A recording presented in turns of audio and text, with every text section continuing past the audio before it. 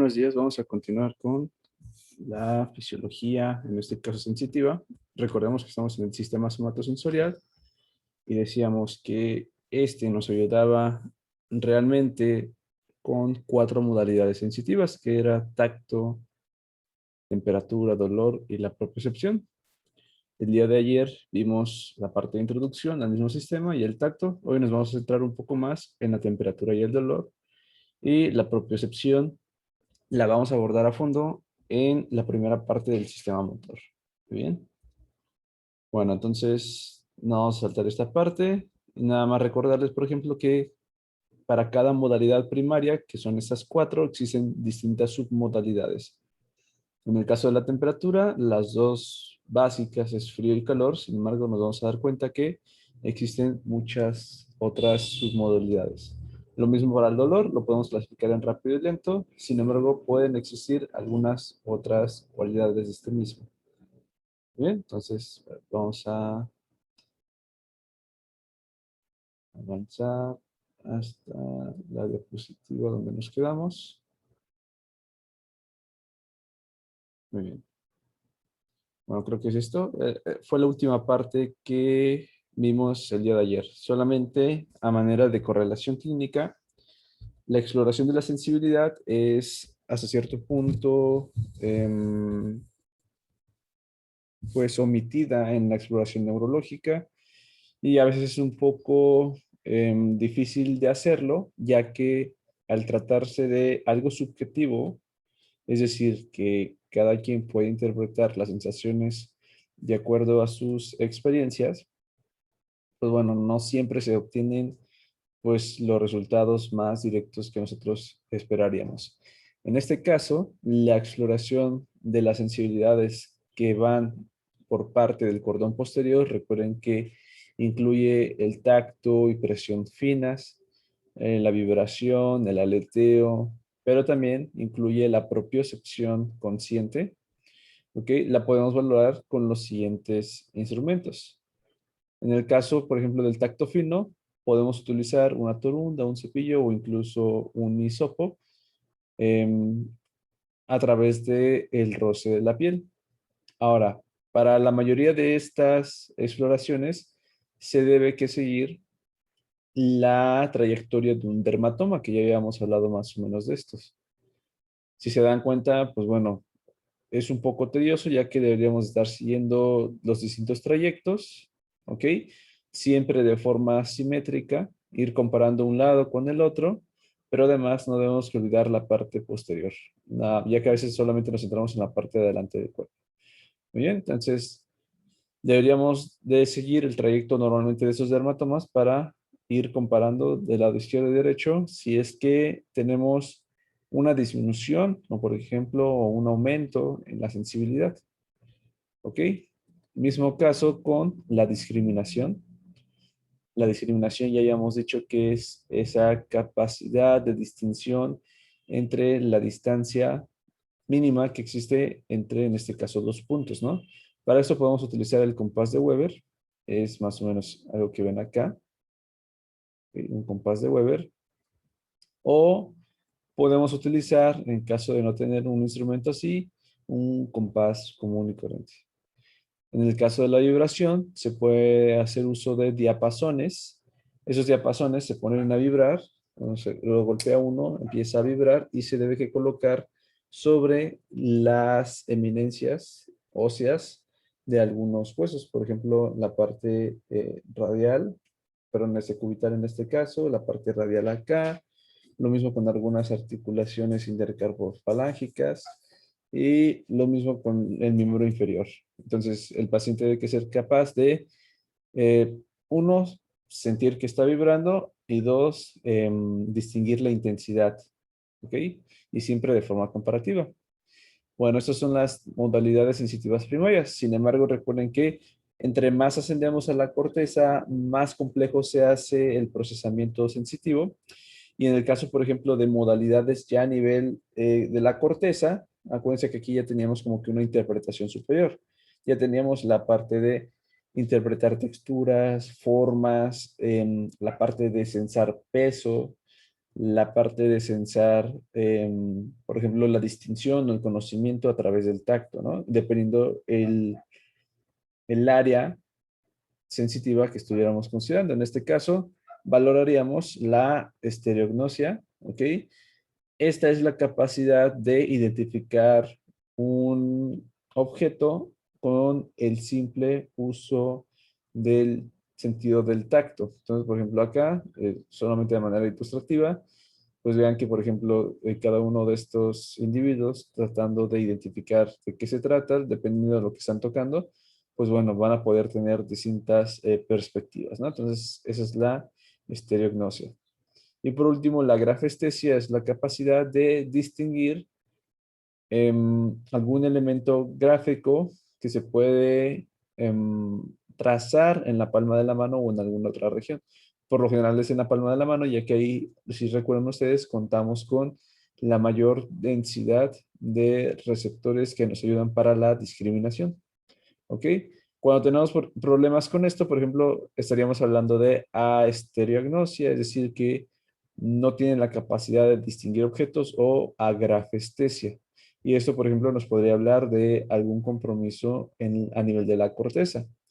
Lo mismo sucede cuando hablábamos un poquito sobre la lesión en el área parietal posterior, el área de asociación parietal, que es área de 5 y 7 de Brodmann. Tendríamos el síndrome de mi negligencia o de negligencia, dependiendo si la lesión era unilateral o bilateral, donde prácticamente se desconoce toda una mitad del cuerpo o de forma completa, y pues bueno, no se tiene ni el conocimiento somatosensitivo ni visual, y por ende la parte motora también está comprometida, ¿no?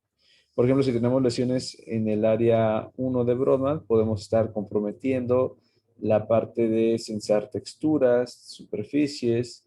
Y por ejemplo, si lesionamos el área 2 de Brodmann, podemos tener compromiso con cualidades como por ejemplo la parte de profundidad, del peso, etcétera. Muy bien. Mientras que si la lesión es a nivel de 3B, aquí no hay problema. Como es el principal sitio donde llega la información, la lesión se va a traducir a una anestesia, es decir, una pérdida de la sensibilidad o una hipoestesia según sea el caso. ¿Ok? La terminología entonces que vamos a utilizar cuando hay alteración en esta parte del tacto es utilizar el prefijo estesia, que significa sensación de forma global. Sin embargo, se utiliza un poco más en las sensaciones de carácter táctil, ¿no? Que son todas las que vimos acá. Entonces tenemos anestesia, pues es prácticamente la pérdida de la sensibilidad táctil. Hipoestesia, disminución de esta misma. Y aquí vamos a hacer distinción en los siguientes conceptos. Por ejemplo, hiperestesia es incremento en la sensación táctil, ¿ok?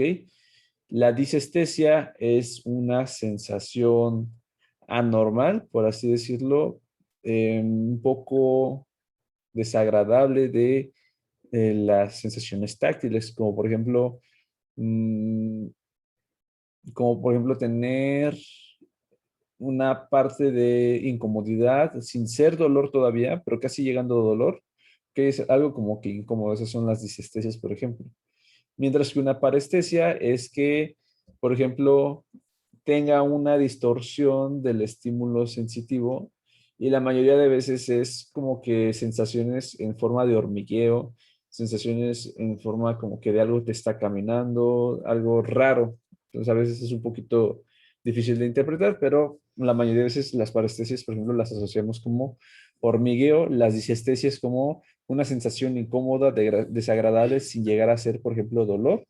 Y de aquí hiperestesia, disminuida o aumentada la sensación táctil, y anestesia, que pues no tenemos la sensación táctil. Muy bien, ahora sí, vamos a pasar con la temperatura y el dolor. En la temperatura es un tema realmente corto, ya que va a compartir la principal vía con el dolor y algunas otras que ya hemos comentado. Entonces, nada más vamos a enfocarnos un poco en la parte de los termorreceptores y el proceso de transducción. La vía la vamos a comentar de forma conjunta con el dolor. Entonces, tenemos a grandes rasgos dos termorreceptores, para dejarlo de forma muy simplista: frío y calor. Sin embargo, si nosotros tratamos de ir un poquito más allá, mínimo tendríamos 4 receptores. Y se puede decir que para este frío y calor vamos a tener una parte que es baja, de baja intensidad, y una parte que es de alta intensidad que incluso podría condicionar dolor. Entonces, por ejemplo, tenemos ya derivado de esto las 4 submodalidades, que es helado, que es el extremo doloroso de la parte del frío; fresco, que es una sensación agradable y tolerable del propio frío; ¿ok? Cálido, que es la misma parte con la parte del calor, es decir, es un calor tolerable, pues que no genera ningún problema. Y por último, la parte de la sensación ardiente o la sensación quemante, que prácticamente es una temperatura elevada que causa dolor. ¿Muy bien? Y más o menos si nosotros queremos ver el rango de cuándo se puede presentar ese tipo de sensaciones, pues vamos a ver acá, con esa tabla nos vamos a auxiliar un poquito. En el caso de la sensación térmica, vemos que esta empieza a sentirse desde los 30 hasta los 50 grados, teniendo un pico. Los picos son los que más nos van a interesar, aproximadamente a los 45, ¿ok? Grados centígrados, con una media a los 45 grados centígrados. Pero ahora, ojo, a los 45 grados centígrados es cuando normalmente todos mis receptores están activos. Sin embargo, a partir de esta temperatura, es decir, más de 45 grados centígrados, el calor empieza a tornarse doloroso, empieza a doler, empieza a arder, empieza a quemar.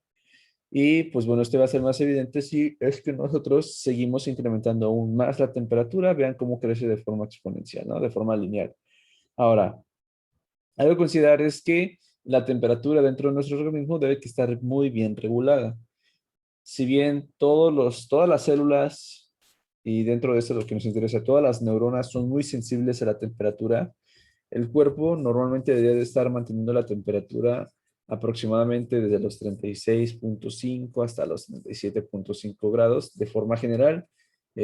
Para no estar entrando en detalle, a lo mejor que si es 36.6 y 37.8, etcétera, etcétera. Vamos a dejar así, ¿no? Entonces, ¿por qué es importante mantener la temperatura dentro de rangos normales? Ya que, pues bueno, la mayoría de reacciones físico-químicas que se llevan dentro de nuestro organismo necesitan una temperatura ambiente o basal a partir de esto que acabamos de comentar.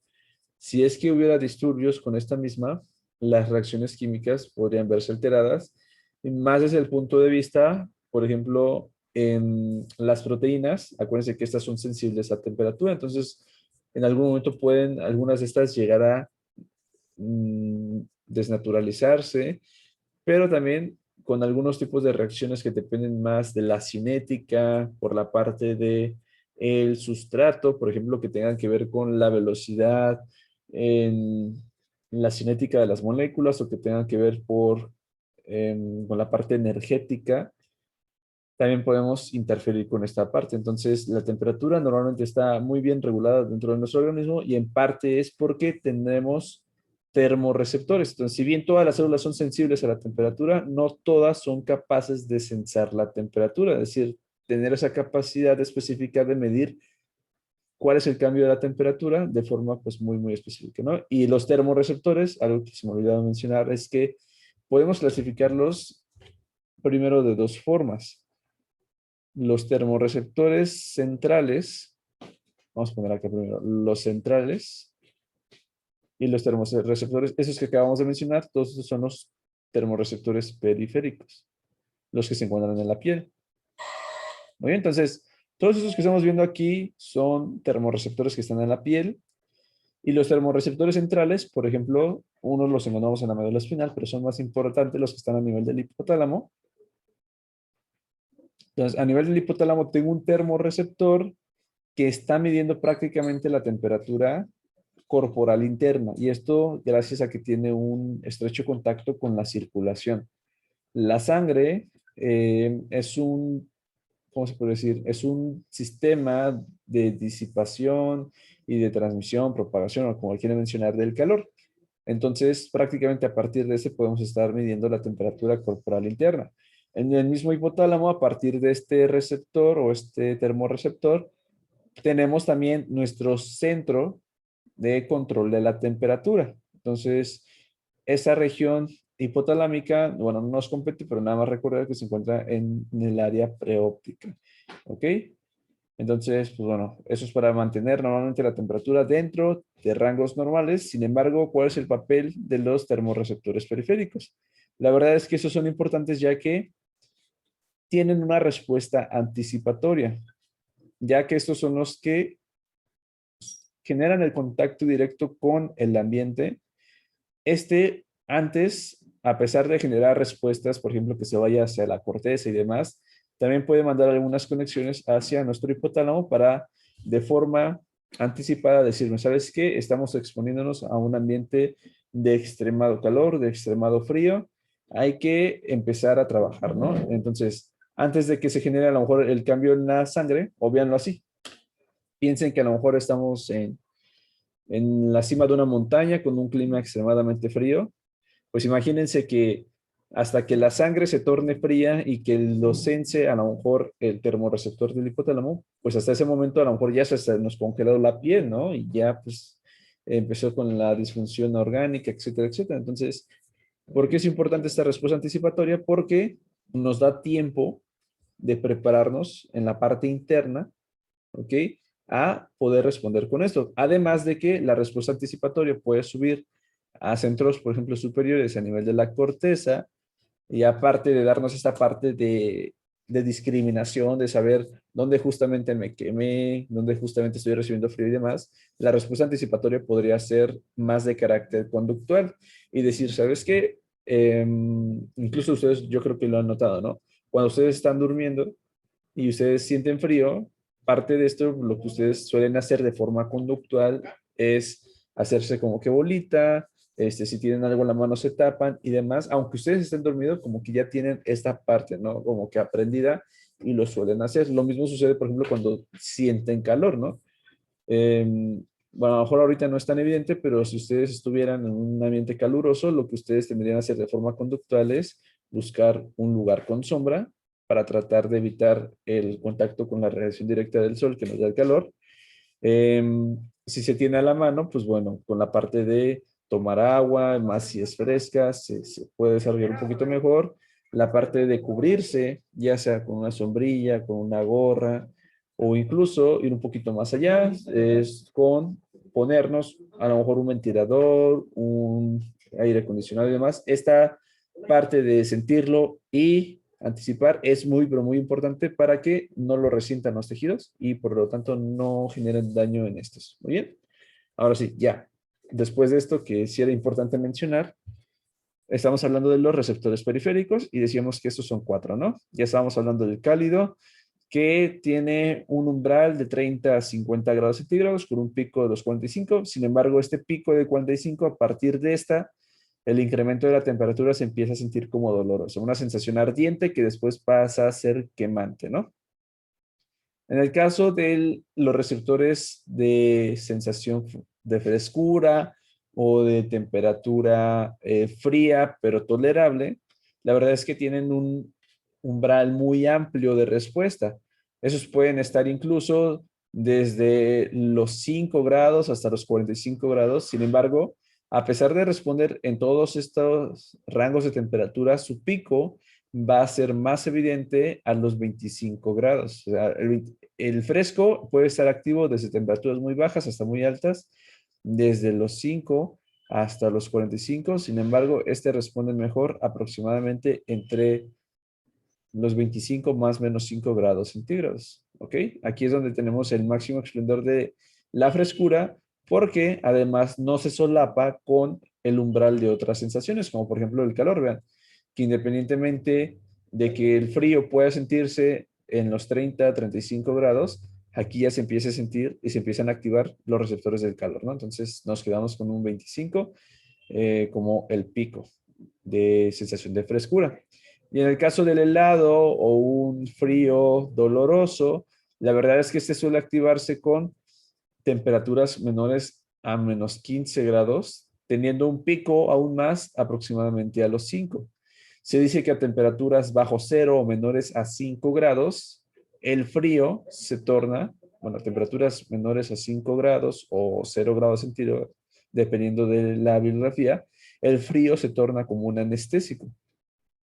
Entonces, para esto vamos a imaginar la siguiente situación y quién sabe si lo han hecho, ¿no? Y si no, pues yo creo que pueden hacer como que un experimento en casa.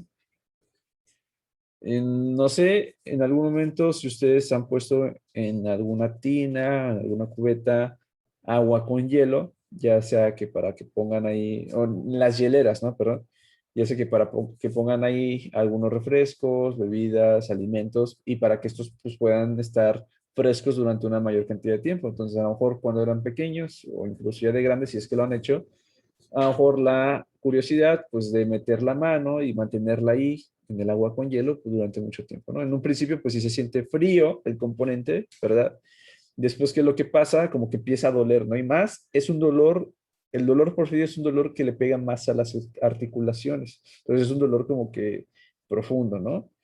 Y después de ese momento, si es que soportaron toda esta parte, la verdad es que llega un periodo de anestesia. Dejan de sentir en parte porque se adaptan los receptores, pero en parte porque el frío es tanto que empieza a eh, desensibilizar, por así decirlo, pues, prácticamente toda la respuesta. Ahora recuerden, el frío o en general el cambio de temperatura también puede alterar la excitabilidad de pues los tejidos. En este caso, las neuronas no son exentas de esta alteración en su excitabilidad. Acuérdense que nuestra fórmula de Goldman-Hodgkin-Katz, pues tenemos un componente que es la temperatura, ¿no? Y dijimos que normalmente ese lo consideramos una constante porque la temperatura no suele variar mucho. Sin embargo, en estas situaciones donde tenemos un cambio evidente, pues se modifica la excitabilidad, ¿no? Entonces, cuando nosotros nos exponemos al frío, lo que sucede es que las membranas celulares, acuérdense que tienen una composición lipídica, es como si ustedes metieran grasa al congelador, ¿no? ¿Cómo se hace la grasa? Se congela, ¿no? Y se hace en capas y demás. Lo mismo sucede con las membranas celulares. Se hacen menos fluidas, se hacen menos permeables, entonces la excitabilidad tiende a disminuir. Entonces, ¿por qué incluso en temperaturas pues muy, muy bajas podemos sentir como que esta parte de dolor o de frío? Eso se da porque tenemos unos canales de sodio, principalmente el NaV1.7, que es resistente al frío. Entonces, gracias a este canal es que nosotros podemos seguir mandando información. Sin embargo, obviamente después de -5 grados o menor a 0 grados, pues ya, hasta estos van a dejar de mandar información y se torna entonces como un anestésico, ¿no? Ya no sentimos realmente el frío, ¿ok? Pero eso pues no significa que esté bien. El realmente sentir o no sentir no siempre es bueno o malo. Por ejemplo, hay personas que tienen problemas con esta parte y que no sienten, como por ejemplo lo más común, ¿no? Un pie diabético que no, por neuropatía diabética, ya no sienten, por ejemplo, pierden la sensibilidad.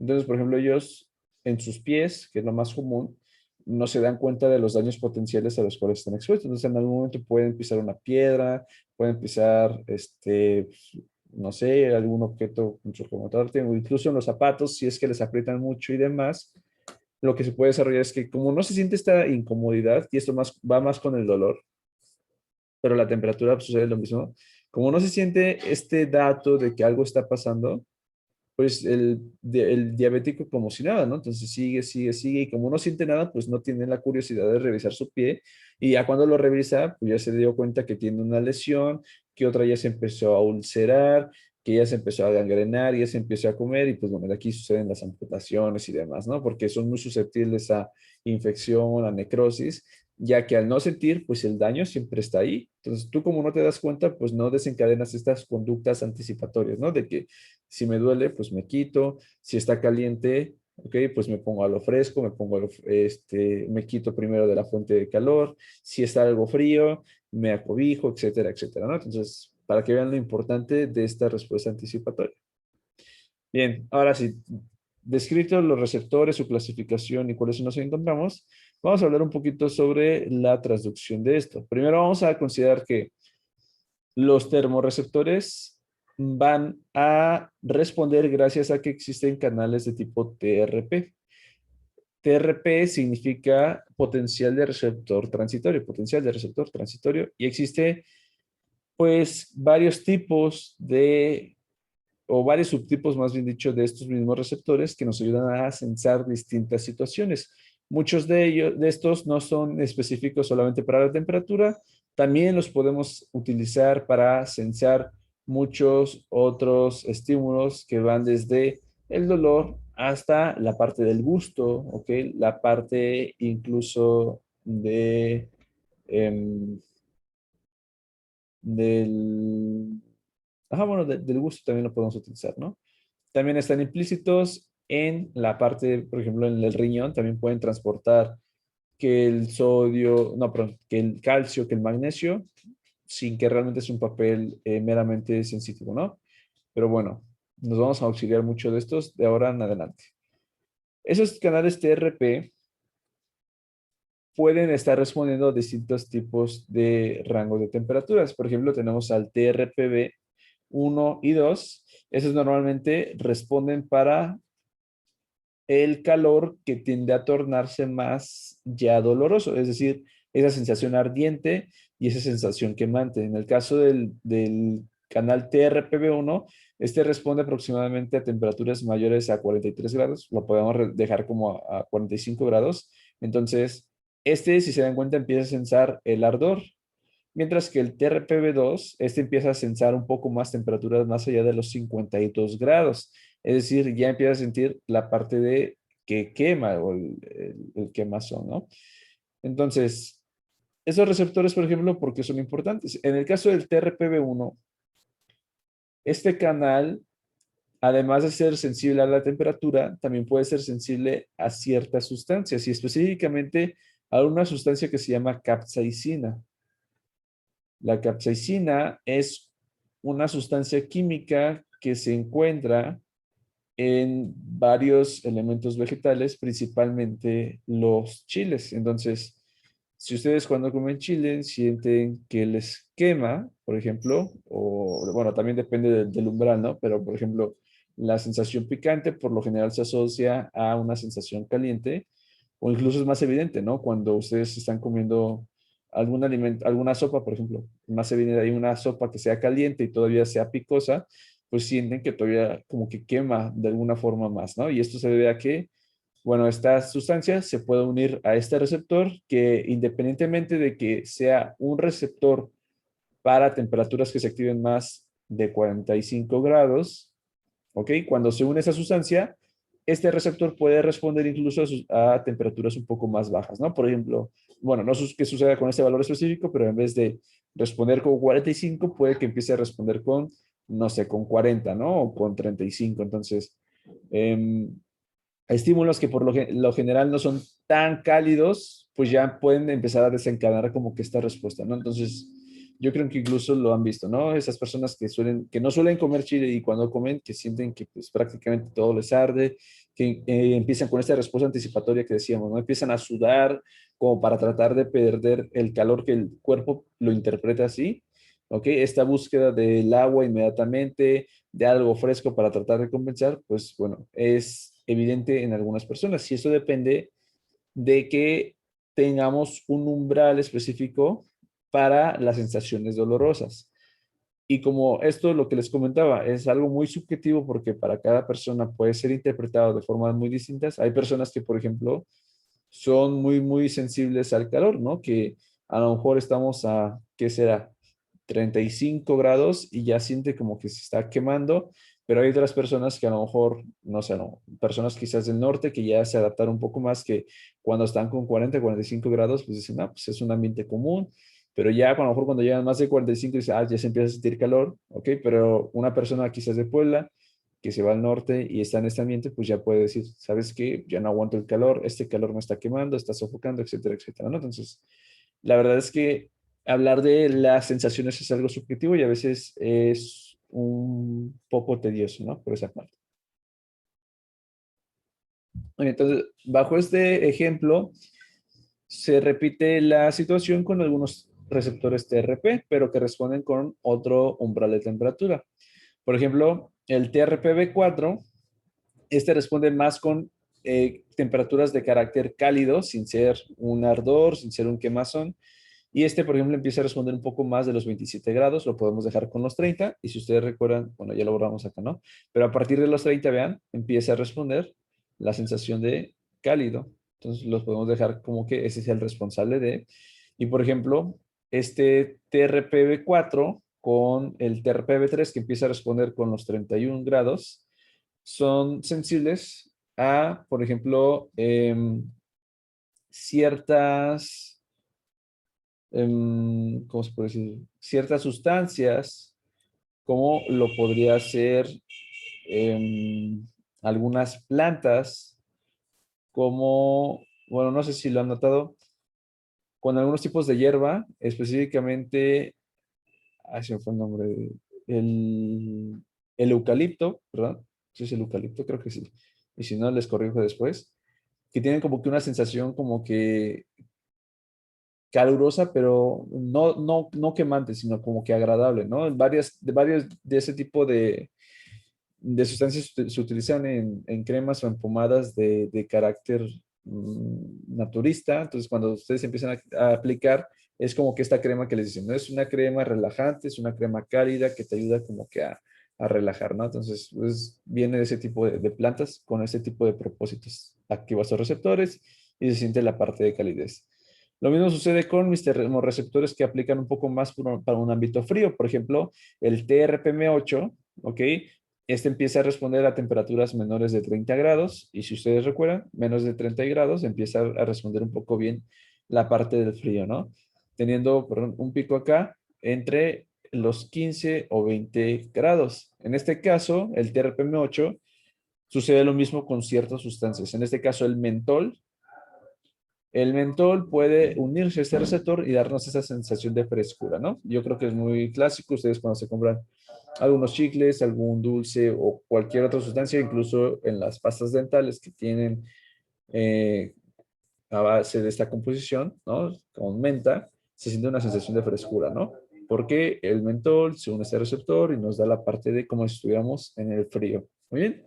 Y por último, para la parte ya de sensación del frío que se empieza a tornar a helado y por lo tanto nos puede dar el componente doloroso, puede ser en respuesta al propio TRPM8, pero es un poquito más evidente el receptor TRPA1. Este empieza a responder a temperaturas menores a 15 grados, ¿ok? Y acuérdense que aquí es donde de 15 para abajo responde principalmente el helado, ¿ok?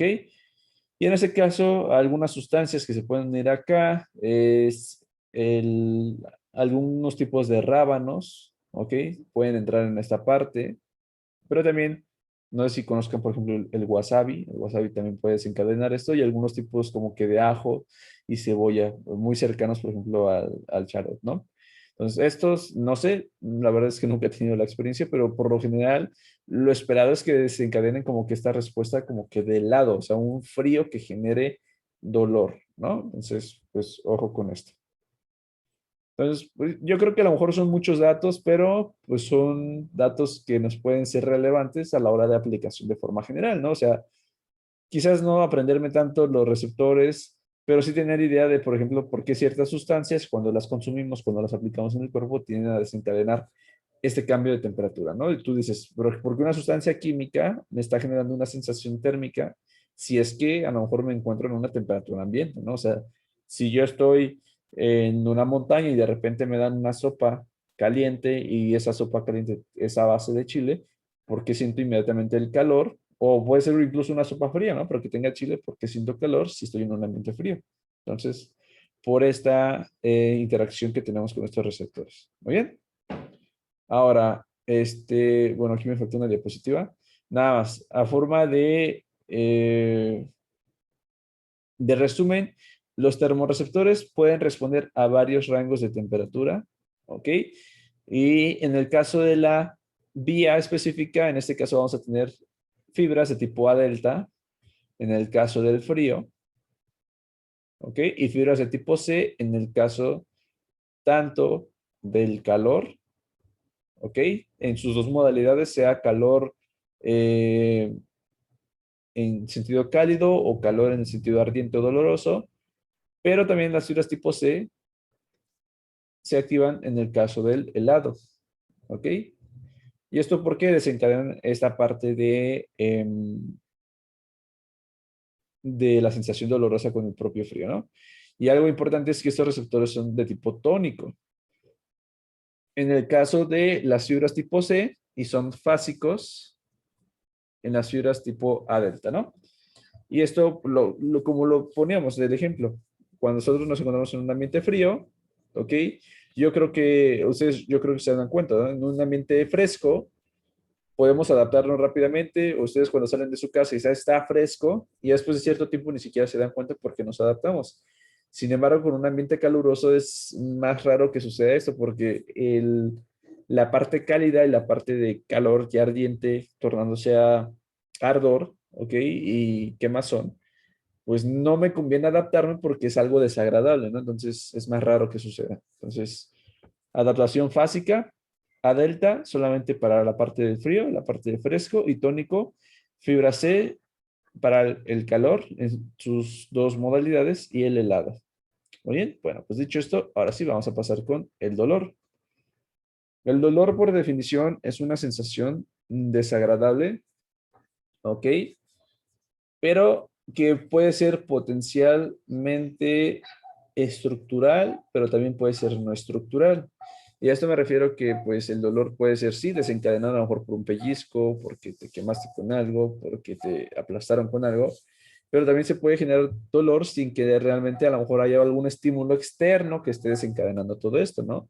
Yo creo que a veces han mantenido como que esta parte o lo han vivido o lo han escuchado, ¿no? Esa parte como que sentir dolor de la parte interna, que tiene que ver un poco más con las emociones y demás, ¿no? Entonces, realmente el dolor es como que una parte, igual que las demás sensaciones, subjetiva, pero que además esta no siempre tiene un origen periférico como la mayoría de sensaciones que acabamos de ver hasta ahora, ¿no? También puede ser de origen intrínseco por toda la parte del sistema límbico y componente superior que nos podría dar.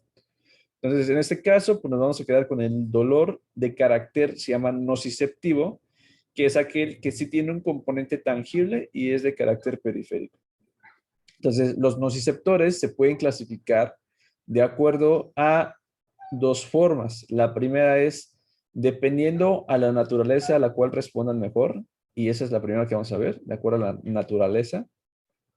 Y estos nociceptores pueden ser mecánicos, térmicos, químicos o polimodales, que es decir, que pueden responder a todas estas situaciones. En el caso de los nociceptores mecánicos, ya hablábamos de esto, ¿no? Son sensibles, por ejemplo, a la presión, a la distensión y específicamente a la punción. En el caso de la presión, no se dejen llevar nada como esta parte de presión como los corpúsculos de Pacini o los de Ruffini, no.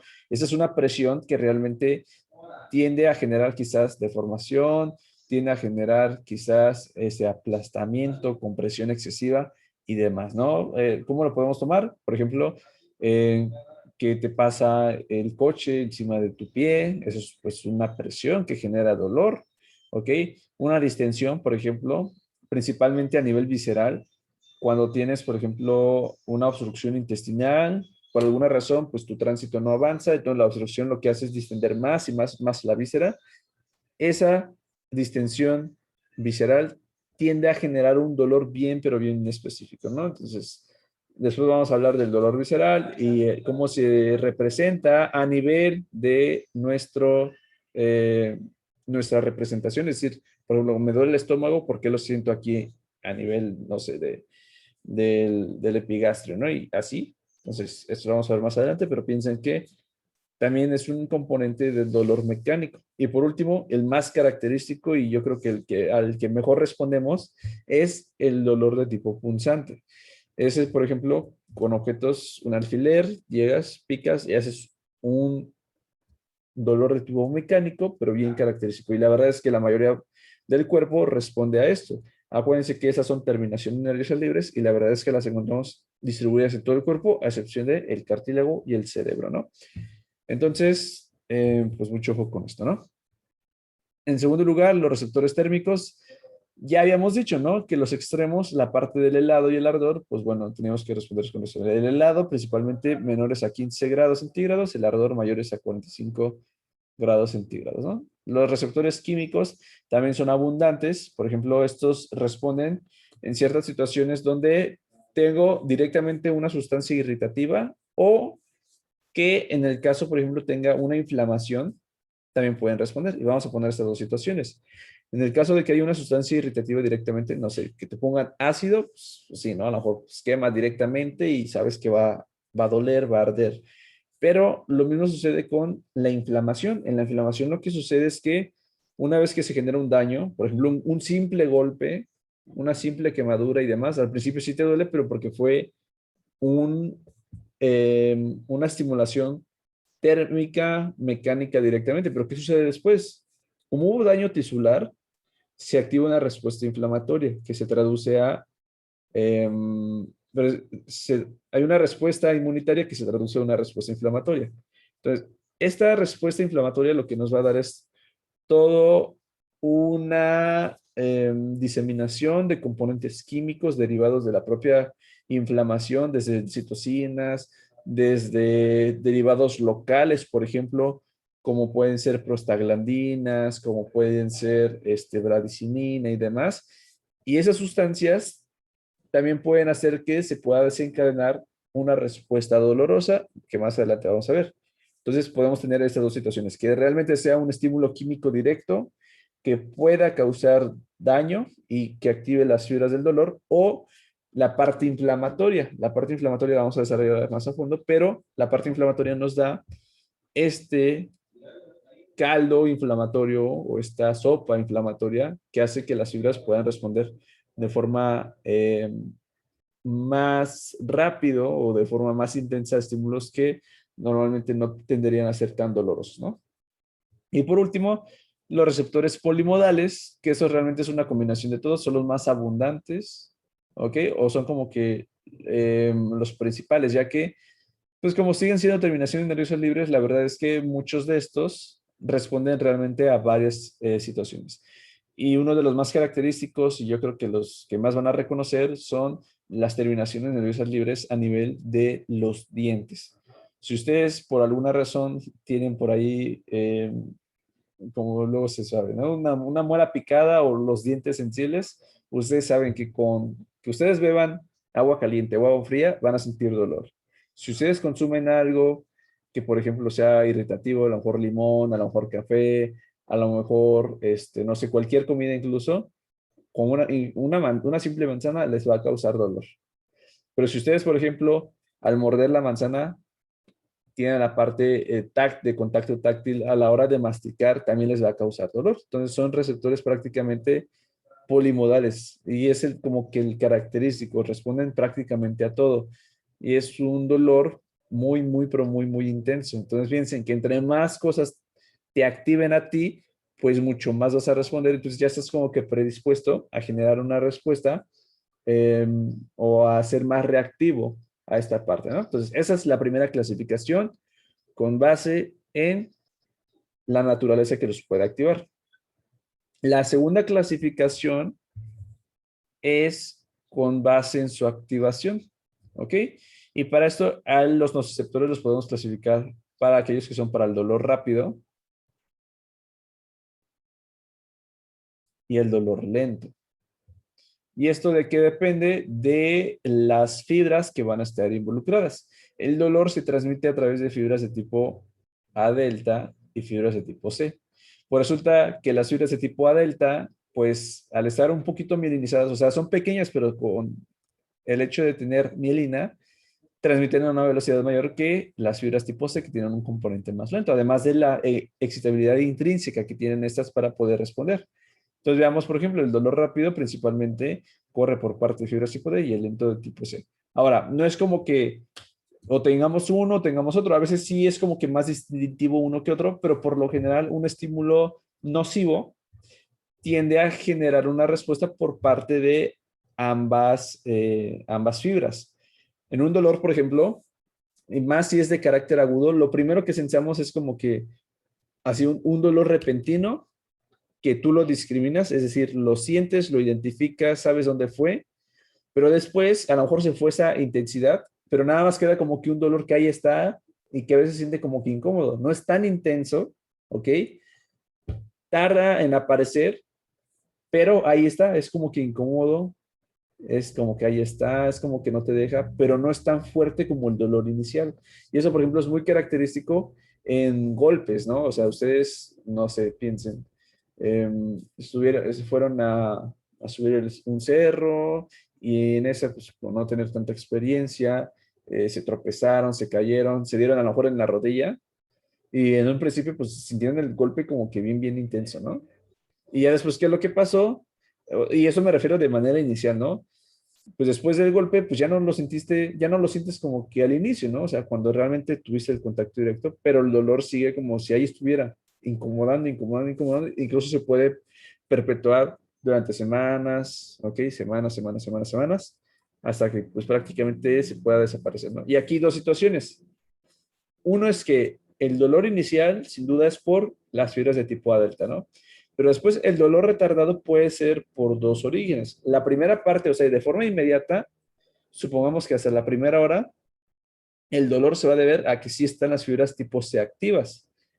Pero el que se pueda extender de forma más prolongada hasta una semana, no es tanto que la fibra C siga sensando el dolor, porque si se dieron cuenta, el estímulo ya no está ahí. El problema es que el golpe te genera una respuesta inflamatoria y lo que decíamos, ahora sí, la respuesta inflamatoria es lo que te está dando el componente del dolor, más no el estímulo inicial que fue el golpe, ¿no? Entonces, nada más hacer esa distinción.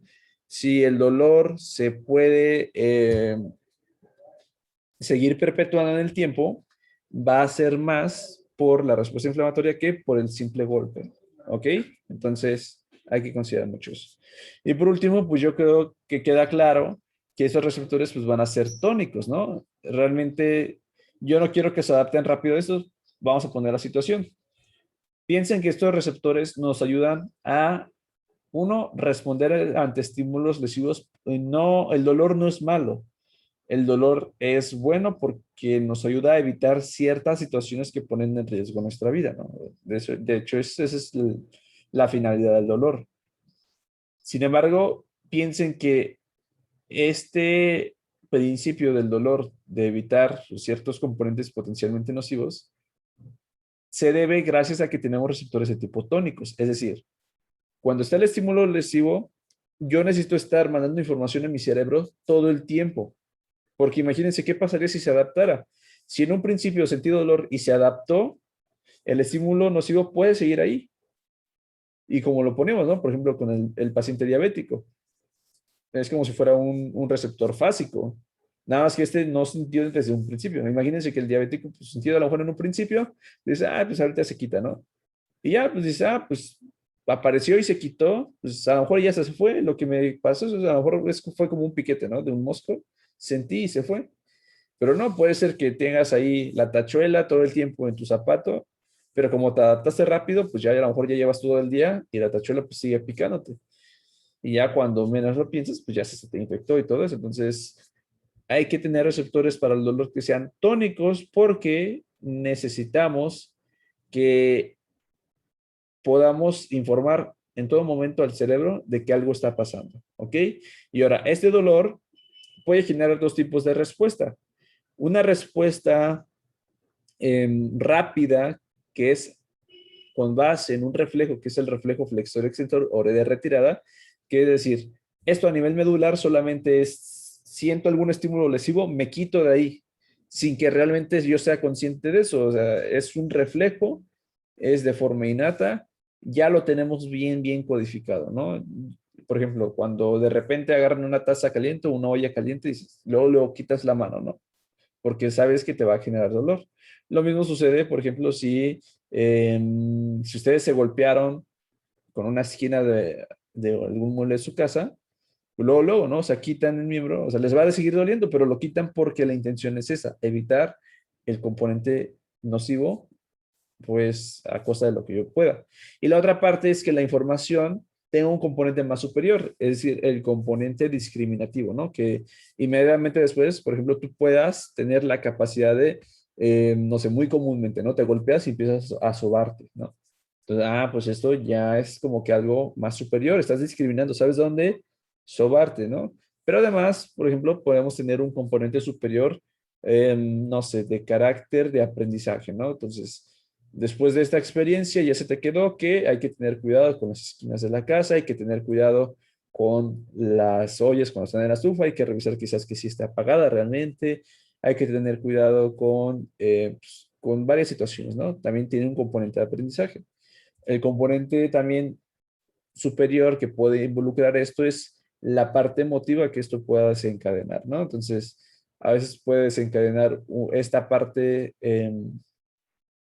nociva, un componente emotivo de desagrado, ¿no? Entonces puede desencadenar una respuesta de llanto, puede desencadenar una respuesta como de, mm, ¿cómo se puede decir? De sufrimiento, ¿no? En pocas palabras.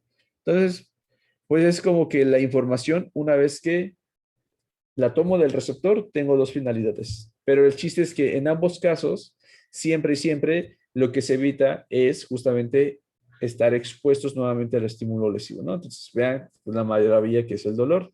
Entonces, el dolor no es malo, o al menos no cuando es una persona normal, ¿ok? Ahora, ¿qué existe? ¿Qué sucede con ciertas personas, por ejemplo, que son inmunes al dolor, por ejemplo? Para esto vamos a hablar de que existen ciertos canales que transmiten el dolor, que son los canales de sodio. Son como que bien específicos, del 7 al 9, los NAP 7 al 9. Esos, por ejemplo, son como que muy, muy específicos para el dolor. Se ha visto que las mutaciones en estos, por ejemplo, específicamente el 7, lo que les comentaba, ¿no? Son estas personas que desde un principio nacen y que se han caído en algún lado, se han quemado y pues como si nada, ¿no? El problema con esas personas es que suelen morir jóvenes, ya que no son conscientes de este daño potencial que suele recibir el cuerpo. Entonces, para ellos es lo que mencionábamos, ¿no? Es como si sus receptores fueran básicos. Ellos, para empezar, no sienten, ¿no? O sea, si ellos, por ejemplo, les pasa el coche encima, no van a sentir. Si ellos, por ejemplo, agarran la olla que está hirviendo, pues no lo van a sentir, pero el estímulo lesivo está ahí. El no sentir dolor no significa que seas inmune al daño potencial que podría generarte. Entonces, no sé, vamos con esa situación de agarrar la olla caliente, ¿no? Pues el dolor me ayuda a que yo me retire y que evite tocarla, pero si yo no sintiera dolor, imagínense ustedes, se sirven sin ningún problema su cafecito y demás, todo el tiempo estuvieron agarrando la olla y ya cuando ven su mano, pues ya su mano toda quemada, pues obviamente los tejidos lo sienten, ¿no? Entonces, pues eso es un daño potencial y pues esas personas, por esto mismo es que suelen morir jóvenes, ¿no? Ya que no tienen como que esta sensación de que algo realmente está pasando dentro de sus cuerpos, ¿ok? Entonces, pues realmente vivir sin dolor, pues no es algo bueno. Bueno, entonces, pues ya, ¿no? Eso es como que lo normal. Sin embargo, pues ya el dolor, si es crónico y si es por alguna patología, si es incapacitante, pues sí, hay que tratarlo, ¿no? Pero si no, pues hay que saber que este es bueno. Ahora sí, en cuanto a la transducción, ¿qué es lo que pasa? Bueno, primero vamos a utilizar algunos canales que son los TRP, principalmente los TRPV1, estos acuérdense que nos ayudaban con, y TRPV2, son los que nos ayudaban con la parte de la sensación de el calor que suele generar dolor, ¿verdad? Y el TRPA1, que es el frío que suele generar dolor. Esos pues están presentes y pues no pasa nada, ¿no? Existen muchos otros canales más, pero esos son como que los que se han reportado más por esta parte, ¿no? La sensibilidad térmica. Ahora la pregunta sería, ¿cómo por ejemplo la histamina, algunas proteasas, la serotonina, la bradicilina, acetilcolina, sustancia P y algunas prostaglandinas pueden actuar? Bueno, pues todas estas sustancias actúan principalmente a través de receptores de tipo metabotrópicos, ¿ok? O acoplados a proteína G. Y lo que van a hacer es que a partir de toda la transducción acá que va a haber, ¿ok? Van a reducir el umbral.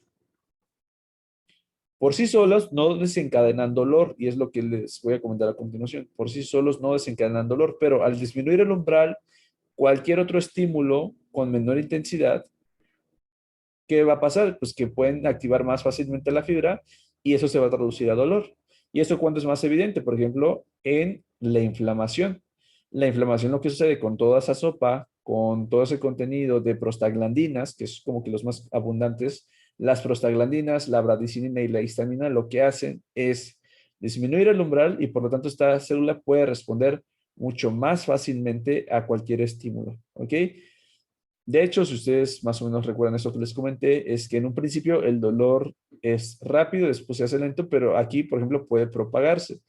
Si es que el estímulo lesivo genera inflamación, lo que va a hacer es que va a suceder algo llamado hiperalgesia. Existe una primaria y una secundaria.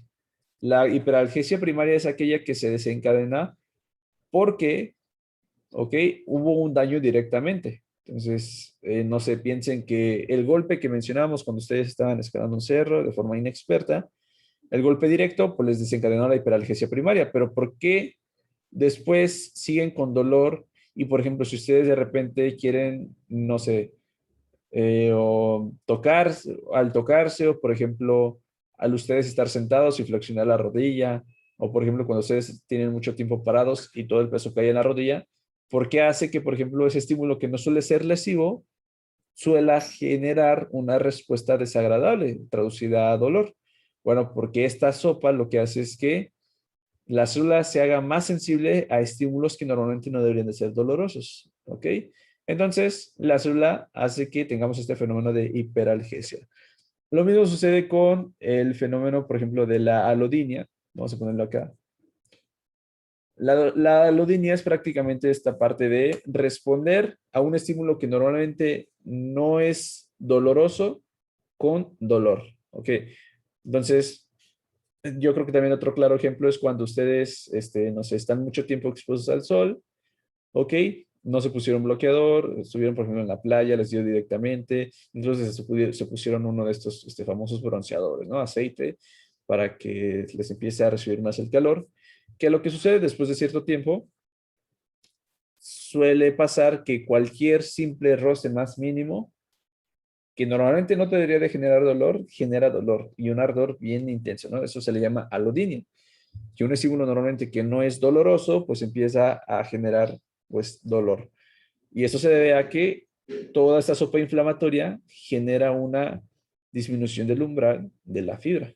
¿Ok? Entonces, pues mucho ojo con eso. La verdad es que la mayoría de veces el dolor que nosotros tratamos de evitar de forma crónica se debe más a esta disminución de la sensibilidad que se tiene más que al componente inicial. O sea, el componente agudo del dolor, la verdad es que es el que nos ayuda a distanciarnos, ¿ok? Es nada más al momento y ya no pasa nada, ¿no?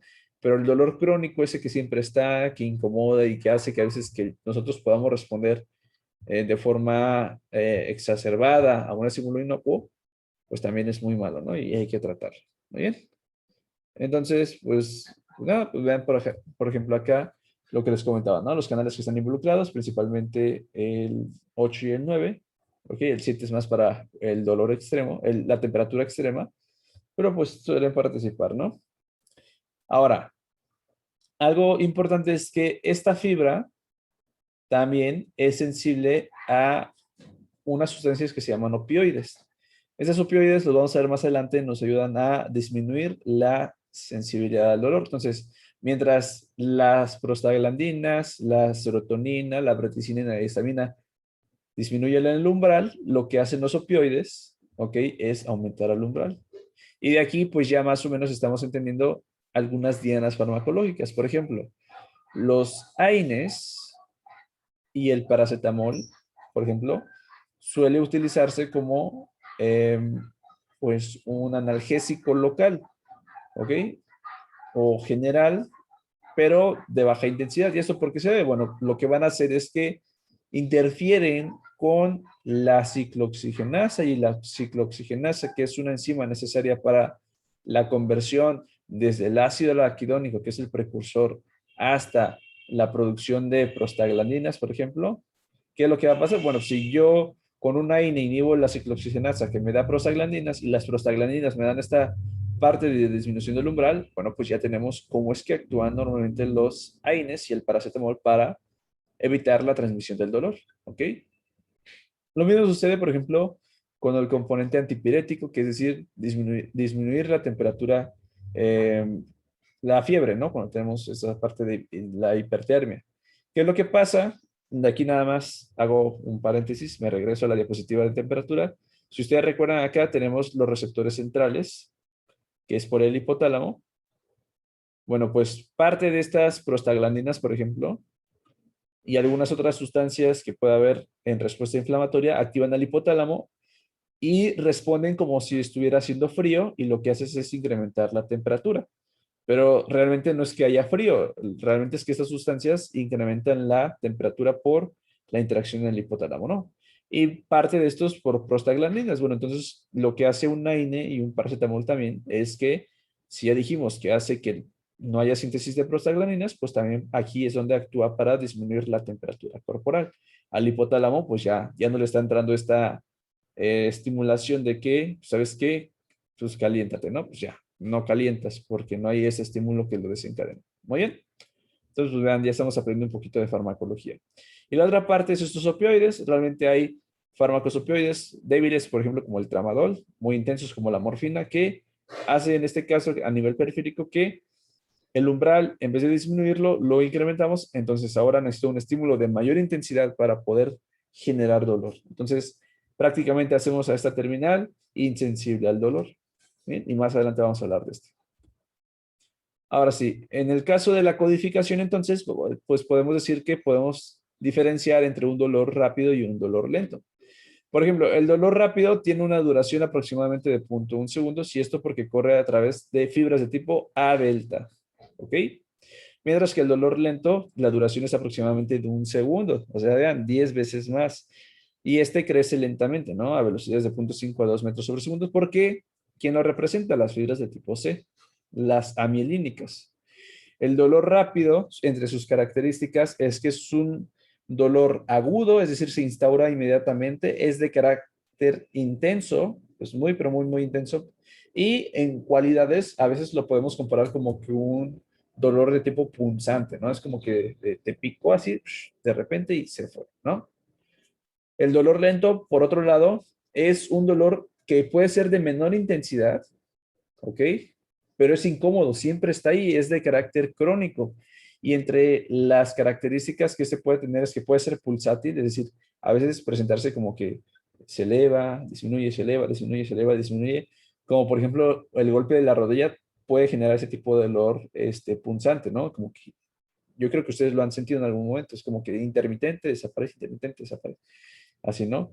Lo mismo con que sea, por ejemplo, urente, que a veces puede ser un dolor que quema, como que arde, pero está profundo, profundo y dura mucho tiempo, o nauseoso, ¿no? Como que suele generar como que esta sensación como que desagradable, que incluso puede interferir con esta parte, ¿no? Que sientes en la boca del estómago como que te da algo. Pues piense que es como que un poco más raro el dolor lento, ¿no? Pero es crónico, de menor intensidad y puede tener cualquiera de esas cualidades, ¿ok? El dolor rápido, por ejemplo, se localiza principalmente de manera superficial. Por lo tanto, nosotros podemos localizarlo, ¿ok? Es hasta cierto punto discriminatorio, ¿ok? Entonces, es profundo y localizado, ¿ok? En el caso del dolor lento, este suele ser un poco más profundo. Y la verdad es que puede ser a cualquier tejido, pero suele ser un poco más profundo, ¿ok?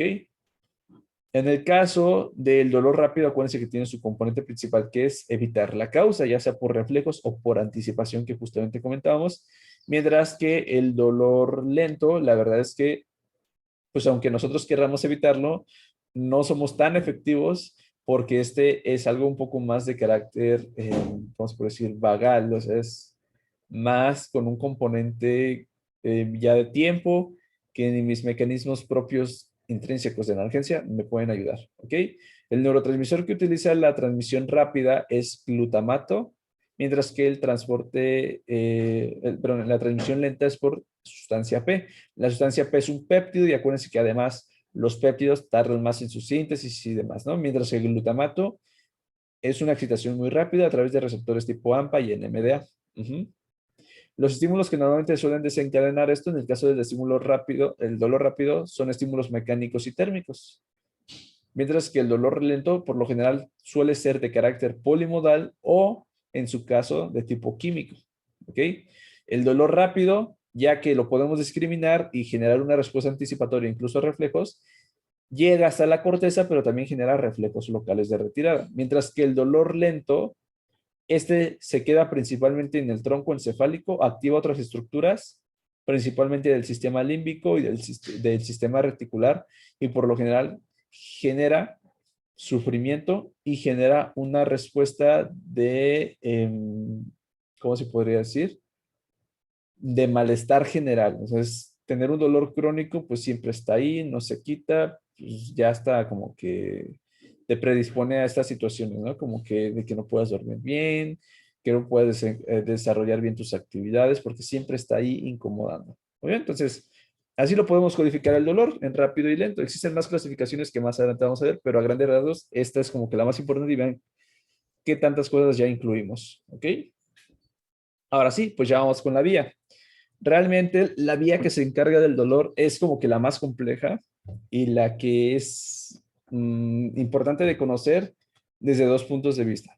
Entonces ya decíamos que el dolor, si es rápido o es lento, puede llegar hasta la corteza y tener un componente discriminatorio o quedarse nada más en tronco encefálico y irse con sustancias, perdón, con estructuras un poco más del sistema límbico y darnos el componente de sufrimiento o afectivo, ¿no? Entonces, vamos a ver primero cómo es que esas fibras llegan a la médula.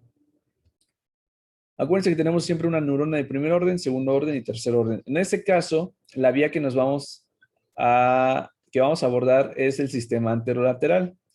Se llama sistema anterolateral porque en la médula tiene una disposición una vez que va a ascender en la parte anterior y en la parte lateral. ¿Ok? Se dice, por ejemplo, que la información anterior tiene que ver con eh, el las sensaciones, por ejemplo, de tacto y presión dolorosas o tacto burdo, la sensación de el prurito, las cosquillas, sensaciones sexuales, también la parte de, ajá, bueno, y tacto y presión, ¿no? Que son profundas. Acuérdense que estas son de tacto, pero dijimos que podían ocupar esta vía, ¿no? Y la otra parte, la parte lateral, se asocia un poco más a dolor y temperatura. ¿Ok? Entonces, como que tenemos esta parte. Sistema anterolateral es en la médula, pero una vez que entramos a la médula, ahorita vamos a ver algunas diferencias. ¿Muy bien? Entonces, tenemos neurona de primer orden. La neurona de primer orden difiere mucho en comparación con la del sistema del cordón posterior hemiscomedial, que es para el tacto. Aquí la neurona de primer orden va desde el receptor, que es la terminación nerviosa libre, entra a través de la raíz posterior y en la raíz posterior, vean, tenemos nuestro soma. Aquí está. Es una neurona pseudonipolar. Y de acá hacemos sinapsis con la de segundo orden en la misma médula. Acuérdense que la neurona de primer orden del cordón posterior hemiscomedial era desde la periferia hasta el bulbo. O sea, esa neurona podía medir hasta 1,5 metros, decíamos, ¿no? Pero esta no, solamente llega a la médula y de aquí hace sinapsis con la neurona de segundo orden. Es decir, la de segundo orden entonces sale desde el asta posterior, ¿ok? De la médula espinal. De aquí sale la de segundo orden. Y esta decusa a través de la comisura anterior de la médula espinal y asciende, pero de forma contralateral. ¿Y hasta dónde asciende? Hacia el tálamo o hacia el tronco encefálico, que ahorita vamos a ver las estructuras. ¿Ok? Pero, ojo, de entrada ya tenemos aquí dos neuronas en la propia médula, mientras que el cordón posterior solamente había uno. Bueno, si nosotros ya sabemos que las fibras implicadas son las A delta y las A delta recuerden que transmiten la parte de sensaciones nociceptivas por mecanorreceptores, el dolor rápido y el frío, mientras que las fibras de tipo C transmiten la parte de el dolor lento, ¿ok? El calor y el helado, ¿ok? Vean, por ejemplo, que las fibras A delta hacen sinapsis con la de segundo orden a nivel de la sustancia gelatinosa, ¿ok? Y del núcleo propio en las láminas de Rex 1 y 5, ¿ok? Mientras que las fibras de tipo C hacen sinapsis o hacen relevos a nivel de las láminas 1 y 2 y las láminas 5. Y de aquí pues la información asciende. Ahora, esa disposición que tenemos acá a nivel de el asta posterior es importante, ya que además de que aquí se da la sinapsis con la neurona de segundo orden, de aquí podemos hacer sinapsis con neuronas, interneuronas, perdón, que después van a hacer sinapsis, esa es una interneurona, que después pueden hacer sinapsis con neuronas que se encuentran en el asta anterior, en el componente motor. Entonces, a nivel local, es decir, que aquí se quede la información, yo puedo generar un reflejo de retirada, por ejemplo, ¿no?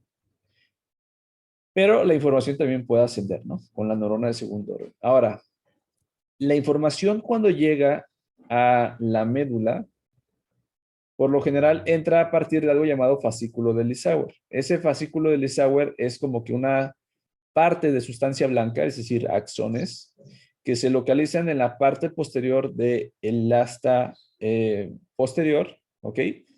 Y que aquí entonces son conexiones más o menos locales, aproximadamente entre 2 y 3 segmentos intermedulares. Por ejemplo, entra la fibra, por ejemplo, y la decusación se va a hacer aproximadamente entre estos 2 a 3 segmentos. ¿Ok? Entonces no olviden esto, que la decusación se hace entre 2 a 3 segmentos medulares. Muy bien, pues una vez que tenemos ya la entrada de las fibras del dolor y sabemos que van a ascender en el sistema anterolateral en la médula espinal, que es el componente anterior, para lo que ya dijimos, el componente lateral, esta información va a ascender directamente hacia el tronco encefálico y el tálamo. Y de aquí vamos a ver entonces el destino de la neurona de segundo orden. Bueno, pues vamos a distinguir dos principales componentes para el destino. La neurona de segundo orden puede llegar hacia el tálamo y del tálamo ascender hacia corteza somatosensitiva, ¿ok? Es decir, hacia S1 y S2. Y aquí, ¿qué es lo que va a pasar? Nos va a dar este componente de discriminación y el componente superior. Es decir, que nosotros, por ejemplo, cuando nos golpeamos, cuando nos quemamos, sepamos inmediatamente dónde tal vez llegar a sobarnos o de colocarnos algo y demás, ¿no? Ese es el componente discriminativo. Sin embargo, la neurona de segundo orden también puede hacer sinapsis a lo largo del tronco encefálico y después subir al tálamo, pero en otro componente. En el tálamo ya no en el complejo ventral posterior, sino en algo llamado núcleos intralaminares. Intralaminares. Y esos núcleos intralaminares tienen la propiedad de proyectar después hacia el sistema límbico. Por ejemplo, la amígdala, el giro del cíngulo, la corteza parahipocampal, la orbitofrontal, etcétera, etcétera. ¿Y esto qué nos va a dar? Pues un componente afectivo y emocional. Va a desencadenar esta respuesta al sufrimiento con una determinada emoción. Va a desencadenar esta respuesta de quizás del aprendizaje que mencionábamos, ¿ok? Por la parte que va con el hipocampo, pero también puede desencadenar una respuesta, ¿cómo se puede decir? Una respuesta autonómica de carácter, ¿cómo se puede decir? Una respuesta autonómica de carácter emocional, como por ejemplo, a veces el dolor suele ser tan intenso que puede desencadenar que vómito, que puede desencadenar hipotensión, un desmayo y demás, ¿no?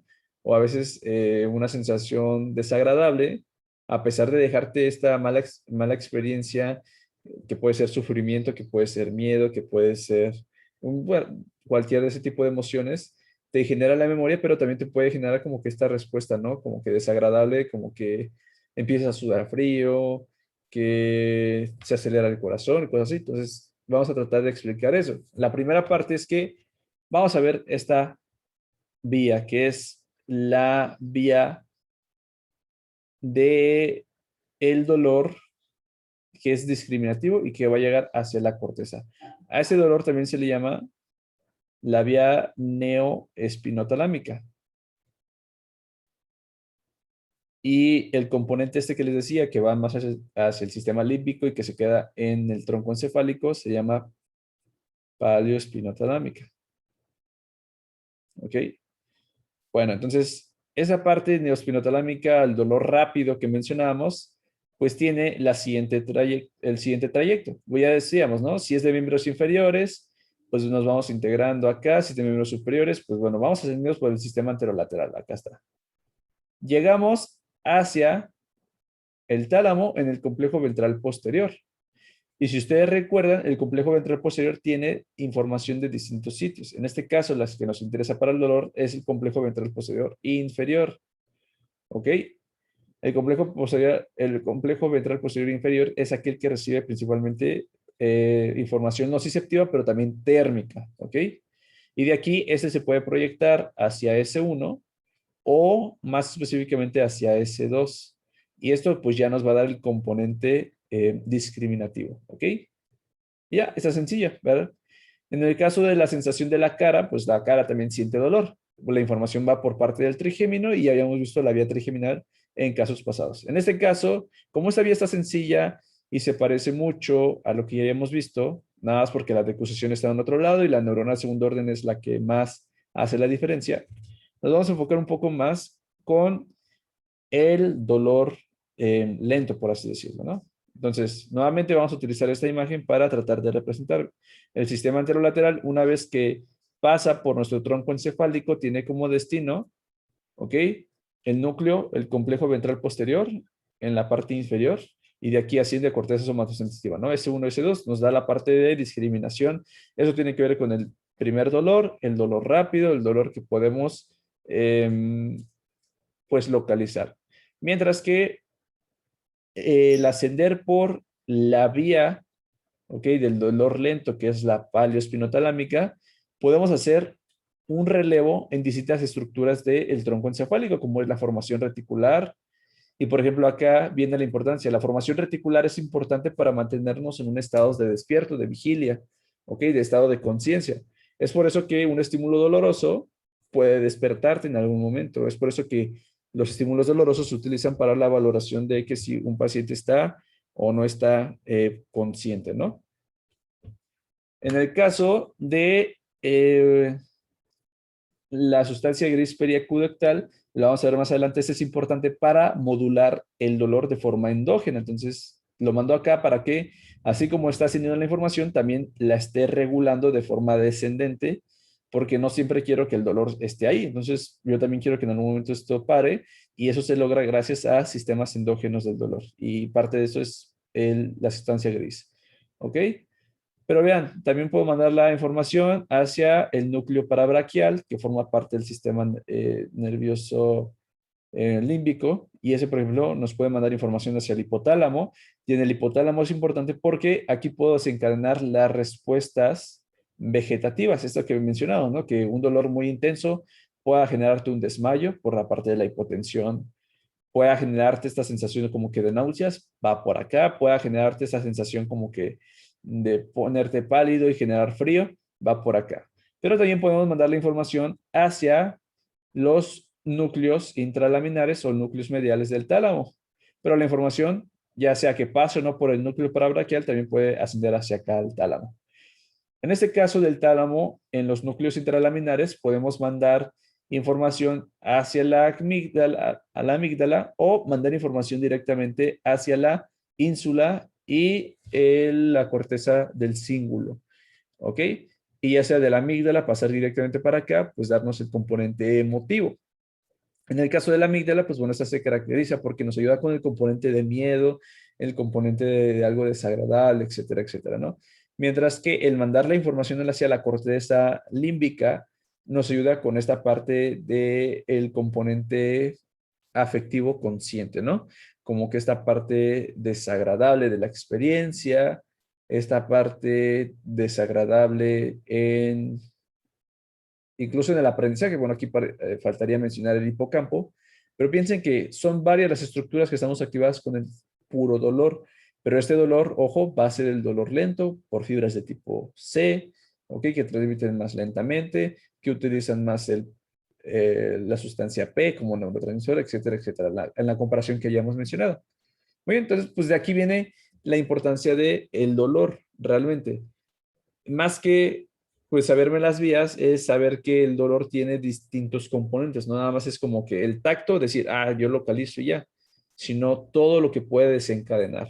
Muy bien, y si ustedes pues quieren ser un poquito o quieren pensar un poquito entre las principales causas o más bien principales motivos de consulta, pues creo que el dolor es de las principales causas, ¿no? Entonces, el dolor es muy importante desde el punto de vista médico, ya que nos permite evaluar justamente todo esto. Y siempre tiene sus dos componentes y no los debemos que olvidar. Muy bien. Entonces, pues esto en cuanto a el dolor en su vía, que se después de entrar al tronco encefálico podemos tomar dos trayectos, ¿no? Ahora sí, ya dijimos que nosotros normalmente no sentimos dolor todo el tiempo, ya que tenemos ciertos mecanismos endógenos que nos ayudan a controlarlo. Muy bien, a ver, déjenme ver qué sigue. Ah, bueno, sí se me olvidaba. El dolor visceral, las vísceras también sensan dolor, principalmente distensión en el caso del tracto gastrointestinal em, de la vejiga. Ujú. También se siente, por ejemplo, en la parte del corazón, eso que el dolor del corazón, que es como de infarto, de angina, es porque se están activando, por ejemplo, algunos nociceptores de carácter químico, porque empieza a haber necrosis, se empiezan a liberar que sustancias, pues, intracelulares, ¿no? Y aparte la respuesta inflamatoria. Pero, pues vean, ¿qué es lo que sucede acá? Que en el caso de la inervación de las vísceras, entra junto con la inervación de la piel, con las fibras tipo A beta que ya habíamos comentado. Entonces, esta inervación recíproca que se tiene y que se comparten ciertas vías hace que nosotros podamos considerar el dolor visceral, que nos puede dar algo llamado después, posteriormente, el dolor referido. Ojo, el dolor visceral es aquel que se está sensando en la víscera. Sin embargo, este dolor visceral no tiene vías específicas, comparte vías con el cordón posterior principalmente. Y esta característica de compartir vías y tener una cierta interacción directa en la inervación, pues hace que este dolor visceral pueda darnos algo llamado en la clínica dolor referido. Y esto es muy, pero muy importante porque, por ejemplo, cuando se lesiona el corazón, de acuerdo con las vías que normalmente se comparten, nosotros sabemos que el dolor del corazón se va a transmitir a ciertas estructuras superficiales en la piel, principalmente la parte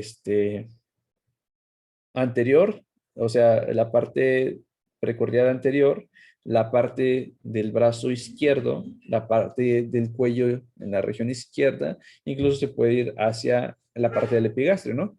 Y así como este dolor característico a lo mejor de un infarto puede ser lo para, pues, muchos otros, ¿no? Por ejemplo, el cólico biliar es como que bien característico, que les pueda dar como que el dolor en la región, por ejemplo, hepática, que se pueda extender hacia posterior, hacia la espalda y hacia la región del cuello. El dolor, por ejemplo, de estómago es clásico que sea a nivel del epigastrio. El dolor de vejiga que sea clásico a nivel de hipogastrio o a nivel del vientre. El dolor, el cólico renal, por ejemplo, es muy característico a nivel de la espalda, a nivel lumbar y así, pues muchos otros, ¿no? Entonces, esto en la clínica nos auxilia demasiado para tratar de identificar dónde podría estar el potencial estímulo lesivo que está generando todo esto. ¿Ok? Y ahora sí, vamos a terminar con los mecanismos de analgesia del dolor. El dolor, a pesar de ser bueno, de generar esta respuesta de, pues, anticipación y de retirada, porque pues ahí está el estímulo lesivo, pues también no podemos vivir todo el tiempo con dolor. Por eso tenemos ciertos mecanismos endógenos de analgesia que comprenden tres: la teoría de la compuerta, vías descendentes del dolor y el sistema de opioides endógenos. Esos son los tres principales mecanismos que tenemos. Vamos a hablar primero de la teoría de la compuerta. Esto es a nivel medular y consiste en lo siguiente. Bueno, pues normalmente nosotros ya hemos visto, ¿no? Cómo la fibra tipo C llega y después transmite información hacia la neurona de segundo orden, ¿ok? Principalmente por GABA, sustancia P o lo que sea, ¿no? Dependiendo de la fibra. Sin embargo, existen ciertas interneuronas a nivel de la sustancia gris en el asta posterior que suelen inhibir a las neuronas de segundo orden. O sea, estas inhiben la información para que ya no pueda ascender. A pesar de estar activándose la de primer orden, podemos inhibir a la de segundo orden. Estas normalmente secretan GABA o glicina, cualquiera de esos neurotransmisores, ¿ok? Entonces, ¿cuándo se activa, por ejemplo, esta interneurona? Bueno, pues cuando nosotros tenemos una entrada aferente a partir de fibras tipo A beta, que esas son para el tacto Por ejemplo, no sé, pensemos en estímulos mecánicos como lo podría ser el sobarse. Por ejemplo, ustedes cuando se golpean, entre las tantas cosas que suelen hacer es sobarse. Y esto es porque gracias a la teoría de la compuerta, el sobarse activa a mecanorreceptores y los mecanorreceptores activan fibras A beta. Y activar más estas fibras de tipo A beta, lo que van a hacer es que activen a la interneurona inhibitoria y la interneurona inhibitoria hace que se transmita la información táctil, ascienda la información táctil, pero evite que pase la información dolorosa. Entonces, se llama teoría de las compuertas porque justamente es como que este sistema de puertas, ¿no? Es, cuando está el dolor, va, lo dejo pasar, pero si nosotros estimulamos de alguna otra forma, principalmente con estímulos táctiles, cerramos esa puerta y abrimos ahora la puerta táctil. Y entonces, en vez de sentir dolor, lo estamos, ¿cómo se puede decir? Amortiguando o enmascarando con una estimulación táctil. Entonces, ¿esto cuándo puede ser importante? Por ejemplo, cuando les pica algún insecto, les pica el insecto y lo que hacen ustedes inmediatamente es, por ejemplo, rascarse, ¿no? Entonces, rascarse, esta sensación, pues nos ayuda demasiado a que se omita la parte dolorosa que pudo haber desencadenado. Lo mismo con sobarse, ¿ok? Lo mismo con rascarse, por ejemplo, en la cabeza, etcétera, etcétera. Entonces, nos ayuda demasiado a enmascarar. Esa fibra, por ejemplo, de rascarse es a través de otras fibras que son las de el prurito o el escorsor, que también comentábamos en la parte previa, pero siguen siendo receptores mecánicos, ¿no? De hecho, el escorsor suele ser un estímulo mucho más fuerte que el propio dolor. Entonces, cuando sientan dolor, pues pueden, en algún momento puede funcionar estar pues, rascándose, pero tampoco es como que rascarse siempre, sobarse siempre, etcétera, etcétera, ¿no? Esto en la aplicación clínica, ¿para qué es importante? En la acupuntura. A pesar de ser una rama de la medicina que no tiene tanto sustento científico, parte de la base que podría tratar de explicar su funcionamiento es que cuando nosotros, por ejemplo, estamos en una situación de estrés, de dolor constante y demás, podemos activar este sistema de compuertas inhibiendo la transmisión de dolor con otras entradas. En este caso, las otras entradas serían la estimulación a partir de las pequeñas agujas, ¿no? Que nos ponen en la acupuntura. ¿Ok? Entonces, pues más o menos para eso sirve. Hay otra terapia que es la terapia con estimulación eléctrica, que también se suele utilizar en pacientes con neuropatía, con dolor crónico, y que entonces con estimulación eléctrica trata de evitarse esto. Eso, por ejemplo, lo utilizan luego los fisioterapeutas como para tratar de evitar a largo plazo este dolor, ¿no? ¿Cuándo sirve un poquito más? En el dolor crónico, porque un dolor, o sea, es como terapia nos ayuda más en el dolor crónico, ¿no? Porque como dolor agudo, pues este de por sí va a pasar, solamente lo hacemos momentáneamente, ¿no? Entonces, esa es la teoría de la compuerta. Segundo mecanismo, vamos a empezar desde lo más simple a lo más complejo. El segundo mecanismo es a través de las vías descendentes. ¿Ok? Primero vamos a describir estas vías descendentes y después vamos a poner en qué situaciones nos pueden auxiliar, ¿no? Recuerden ustedes que cuando la información ascendía, mandábamos información, por ejemplo, la formación reticular, en parte para mantenernos despiertos. Ahorita vamos a ver para qué otra cosa. Al núcleo parabraquial, a la sustancia gris periacueductal, etcétera, etcétera. Bueno, pues en parte de que la información esté ascendiendo y mandando la información hasta la sustancia gris periacueductal es como para mantener un sistema de retroalimentación y decir, ¿sabes qué? No, no es que suceda así, nuevamente, pero vamos a poner una situación. Y va a decir, ¿sabes qué? Ya sufriste demasiado, ya hay que empezar a calmar esto, ¿no? Entonces mandamos las vías descendentes del dolor que tratan de inhibir aquí mismo, a nivel medular. Entonces piensen que aquí donde tenemos estas interneuronas inhibitorias, piensen que aquí van a llegar a activar vías descendentes, por ejemplo, por parte de serotonina o por parte de noradrenalina. Estas vías descendentes lo que van a hacer es activar a la interneurona y la interneurona, ya saben qué hacía ustedes, inhibía la transmisión de la neurona de segundo orden. De forma similar, estamos inhibiendo que la información dolorosa ascienda, pero ahora de distinta forma, ¿no? A través de vías descendentes. Bueno, pues estas vías descendentes puede ser a partir del núcleo parabraquial, ¿ok? De la formación reticular, pero más evidentes son estos dos, el locus ceruleus por la inervación noradrenérgica y los núcleos del RAFE con la innervación serotoninérgica. ¿Recuerdan cuando hablamos de neurotransmisores que teníamos estas estructuras y que nos ayudaban con vías descendentes en la parte de pues las distintas vías que esos podían tener?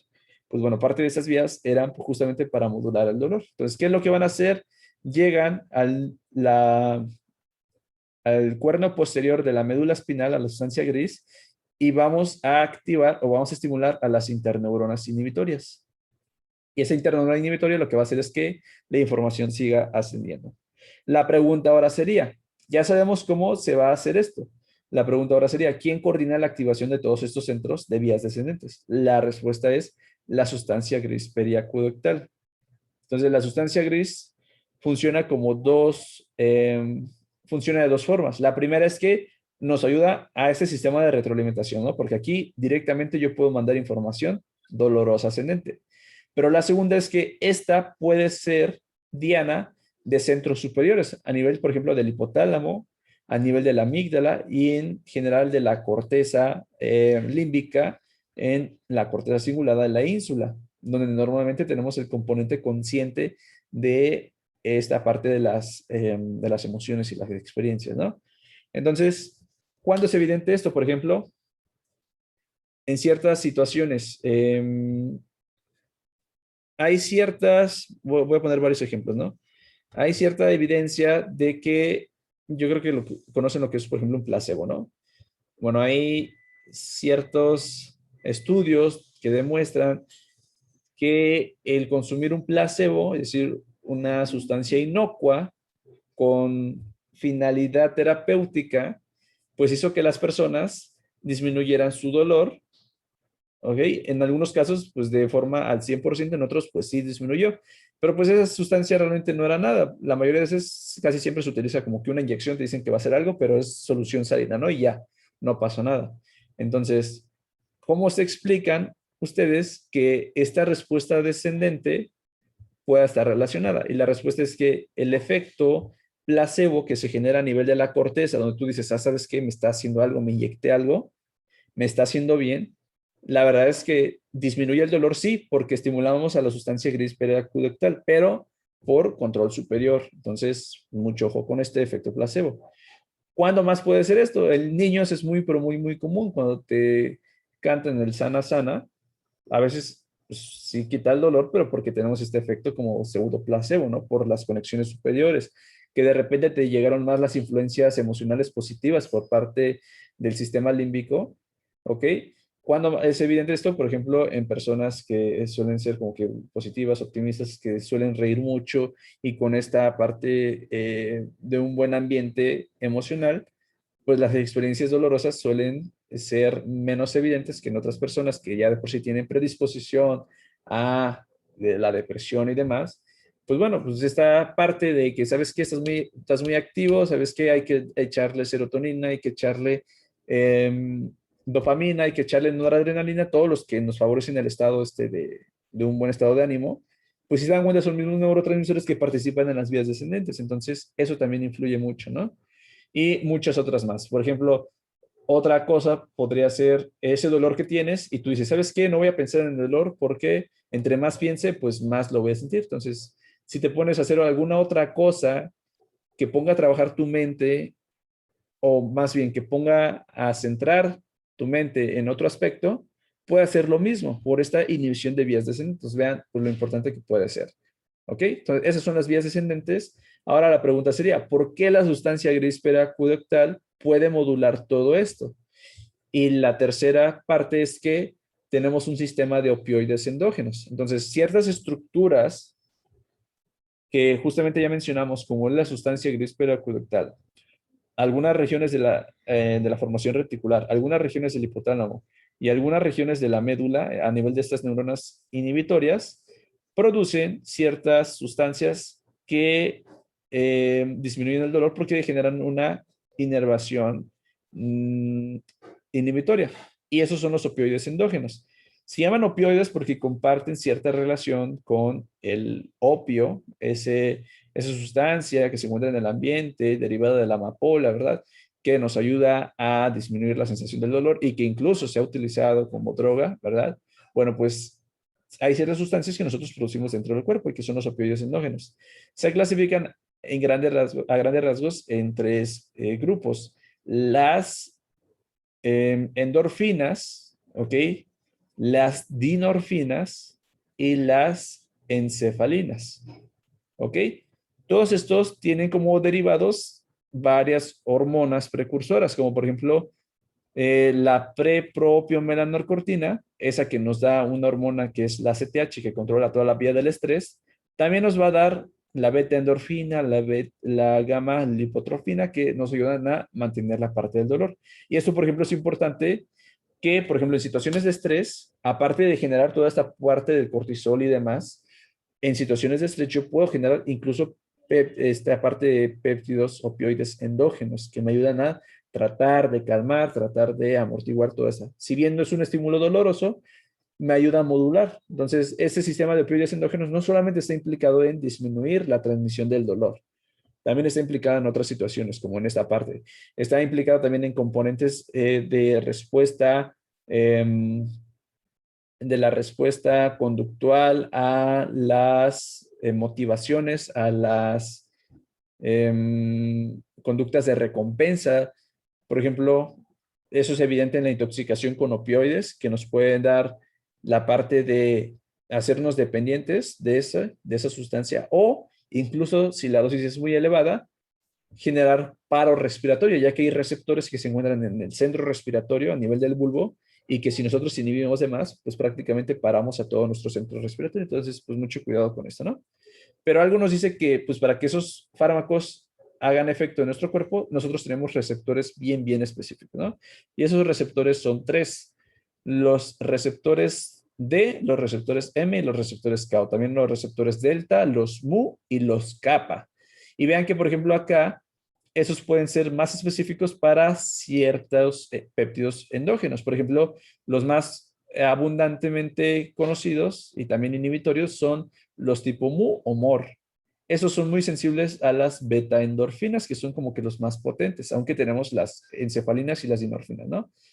Bueno, pues, ¿qué es lo que hacen estos? Vean, se acoplan con proteínas GI, son proteínas inhibitorias. Entonces ya tiene sentido porque, por ejemplo, a nivel de la médula espinal, vean acá, como a este nivel, la estimulación con receptores mu, pues genera inhibición.